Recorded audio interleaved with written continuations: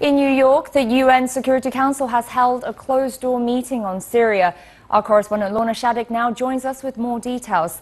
Hi there, Lorna. What can you tell us about this Security Council meeting and what the envoys are saying about this Russian proposed ceasefire in Aleppo?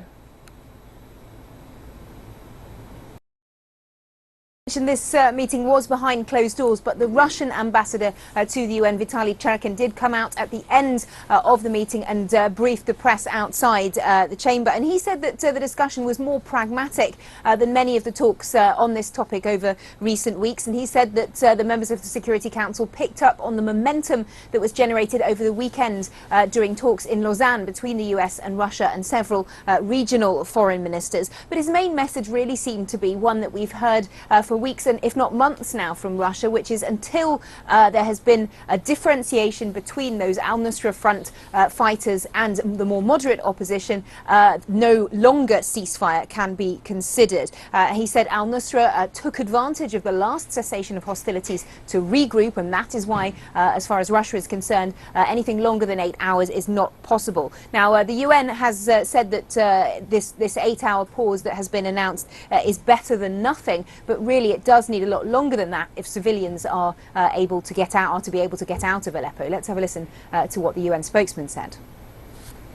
Use whatever pause we have to do whatever we can. Obviously, there is a need for a longer pause in order to get trucks in and trucks rolling in.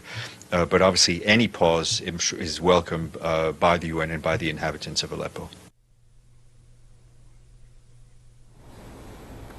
Well, the Russian ambassador here at the UN, Vitaly Churkin, did go on to say if and when al-Nusra has left Aleppo, then a cessation of hostilities that's longer and perhaps even indefinite could be considered. But in the meantime, anything longer than this 8-hour unilateral declaration would require more multilateral talks.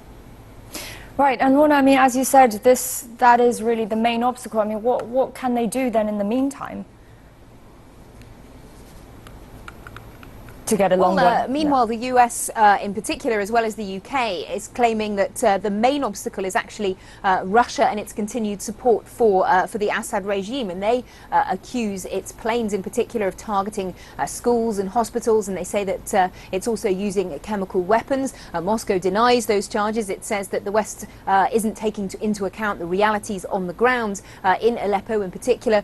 Once again, the presence of terrorist fighters like al-Nusra and any longer pause will simply give an advantage to those fighters, in particular because Aleppo is surrounded by other hubs like Idlib. Vitaly Churkin mentioned that in particular this Monday here at the UN, saying they could easily rearm during that pause. But the US and the UK say that actually that is really a pretext as far as Russia is concerned. Their real objective is to use this time to try and stamp out all opposition to the Bashar al-Assad regime. So a real impasse there. And one that we know the UN envoy to Syria, Staffan de Mistura, is particularly frustrated about. So frustrated, in fact, that earlier this month he even said that he would personally escort the 900 or so al-Nusra fighters still believed to be in Aleppo out of the city if that is what it takes to get a cessation in the fighting there. Otherwise, he said, the city will be completely destroyed by Christmas. Lorna Shaddick in New York, thank you very much.